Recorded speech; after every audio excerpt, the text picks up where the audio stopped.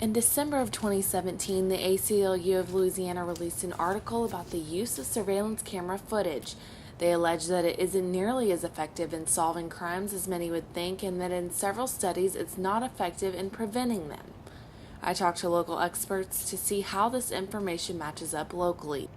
If you look at the FBI statistics, crime as a whole in the United States has consistently gone down every single year. And the main reason is because of technology.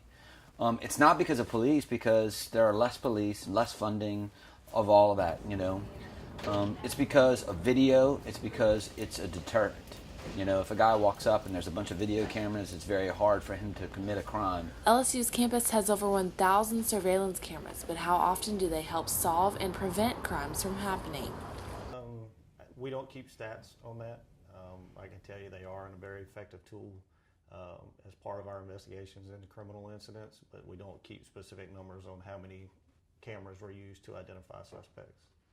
The ACLU also alleged that video surveillance leads to more misidentifications of suspects. Misidentification is extremely rampant, and it was extremely rampant in the 60s, 70s, and 80s. They're just a piece of the investigation. We wouldn't use the cameras as the only basis for making an arrest, but we don't have any stats kept on that. But to my knowledge, no, we've never had a misidentification of a person.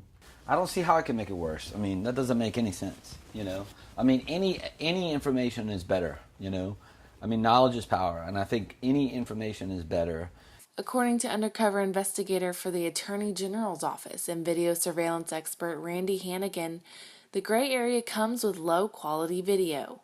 Lack of knowledge is always going to leave doubt in one way or another, But in reality, none of us are there at the time, I'm assuming there have been many crimes where people have identified an assailant without video and they've been wrong. Quality of LSU surveillance cameras is different for each one in each area of campus. The latest technology on some cameras have been here longer than others, so the technology is not the newest. So it's a range in between. With 1,000 cameras, they're not all put in at the same time. They're not all updated at the same time. So that technology level does range. Although there are no stats on LSU's campus of how many crimes the cameras have solved, law enforcement believes it's a useful tool for crime fighting and solving. Abby Rocha, Tiger TV.